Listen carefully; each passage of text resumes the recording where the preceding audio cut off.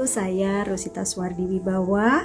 Kali ini mau mengucapkan Happy Birthday, selamat ulang tahun PPI, Perempuan Pemimpin Indonesia, organisasi perempuan di bawah Kementerian Pemberdayaan Perempuan dan Perlindungan Anak.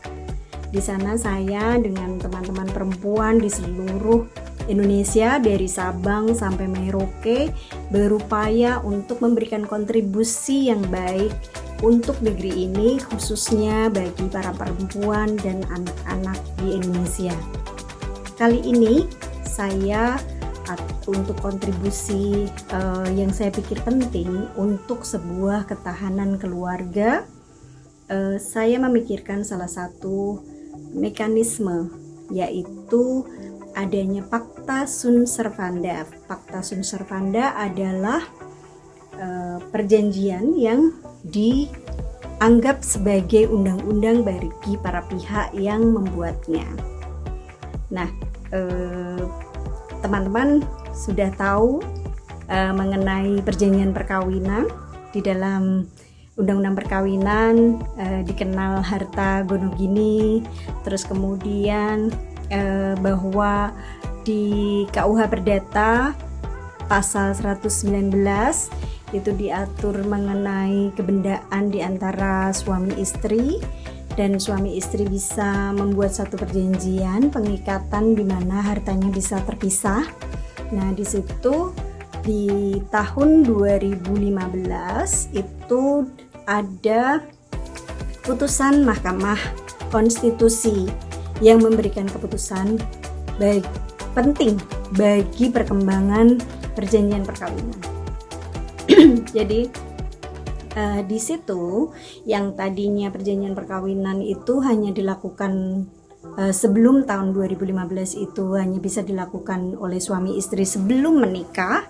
Dengan keluarnya PMK 2015 itu perjanjian perkawinan dapat dilakukan oleh suami istri setelah menikah atau saat menikah, sebelum, saat, dan setelah.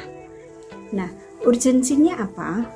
Menurut pengalaman saya sebagai notaris dan setelah mendapatkan banyak input dari klien-klien yang kemudian konsultasi mengenai perjanjian perkawinan, saya merasa bahwa perjanjian perkawinan itu urgent bagi beberapa pasangan, yaitu pasangan satu mixed marriage. Mixed marriage itu perkawinan campur antara warga negara Indonesia dengan warga negara asing. Nah, kenapa? Karena dengan perjanjian perkawinan WNI yang tadinya itu dianggap harta bendanya menyatu dengan WNA, sehingga tidak diperkenankan untuk memiliki hak milik, tetapi bisa memiliki hak pakai dalam kepemilikan benda atas kepemilikan harta tidak bergerak, misalnya bangunan atau tanah. Dengan PMK 2015 suami istri mixed marriage itu bisa membuat perjanjian perkawinan pasca menikah, sehingga mereka bisa memperjanjikan kesepakatan mereka di dalam suatu perjanjian setelah menikah. Nah, untuk pasangan kedua yang urgent itu pasangan yang memasuki perkawinan kedua, sehingga harta perkawinan di perkawinan pertama itu relatif sudah bersih, sudah penempatan hak-haknya atas anak-anak di perkawinan pertama sudah rapih, barulah memasuki ke dalam perkawinan yang kedua. Nah, itu perlu diperjanjikan adanya perjanjian pisah harta atau pranikah. Tetapi menurut saya perjanjian pernikahan tidak hanya melulu mengenai harta benda di antara suami istri. Nah, tapi saya kembali dulu kepada sifat urgensi, siapa saja pasangan yang urgent untuk membuat perjanjian pernikahan itu. Satu adalah mixed marriage, yang kedua adalah pasangan yang memasuki perkawinan kedua, lalu pasangan yang berbisnis, sehingga mereka ingin melindungi harta benda di dalam keluarga, sehingga misalnya suami yang berbisnis, dia bisa melakukan bisnisnya dengan lebih confident, dan istri juga bisa melakukan bisnis dengan confident juga, dan mereka yang bisa harta itu bisa membentuk PT, di mana mereka suami istri itu menjadi peserta sekutu, menjadi sekutu yang tadinya kalau suami istri gono gini campur hartanya itu tidak bisa mendirikan PT karena harta mereka bersatu, adanya satu, sementara PT itu menurut undang-undang PT, definisi dari PT adalah persekutuan modal. Jadi kalau satu ya berarti modalnya cuma satu gitu kalau suami istri. Nah itu sementara pasangan yang urgent membuat perjanjian pernikahan untuk pisah harta. Namun itu tadi yang saya sampaikan sebelumnya, bahwa perjanjian pernikahan tidak melulu mengenai materi, tidak melulu mengenai harta benda, tetapi menurut saya penting bagi kita pasangan suami istri membuat komitmen-komitmen di dalam rumah tangga.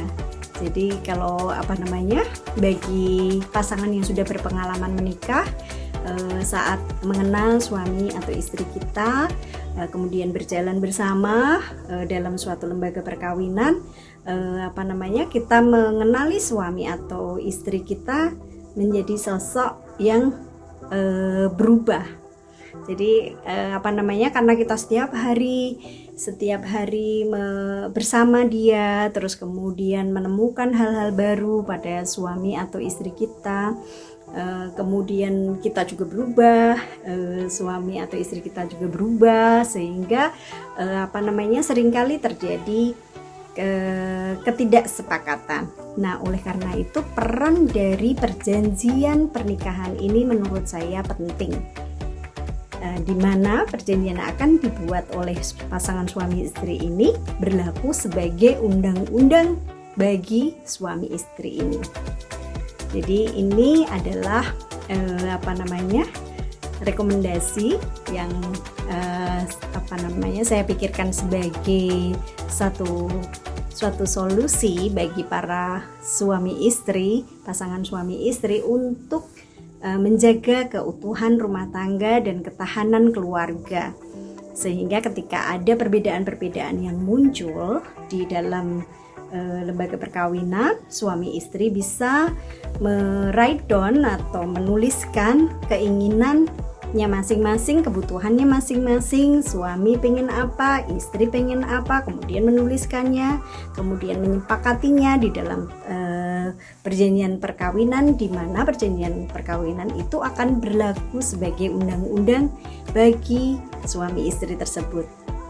Saya berharap video ini bermanfaat buat kita semua, bagaimana kita mencari solusi untuk mempertahankan keluarga kita, untuk menjadi keluarga yang sehat karena komunikasi yang baik, kemudian kebutuhan istri dan suami terpenuhi dengan mengungkapkan di dalam suatu perjanjian perkawinan yang dianggap sebagai undang-undang bagi pasangan tersebut. Dan jangan khawatir, mungkin buat teman-teman yang saat ini sedang bergulat dengan masalah atau kemudian konflik dengan pasangan, jangan khawatir, banyak temannya. Jadi jangan patah semangat, tetap positif.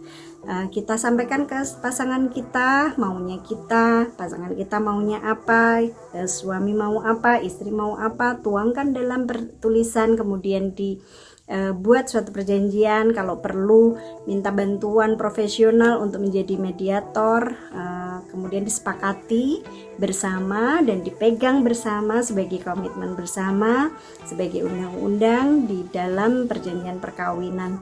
Saya berharap video ini bermanfaat buat kita semua. Perempuan berdaya, anak terlindungi. Wassalamualaikum warahmatullahi wabarakatuh.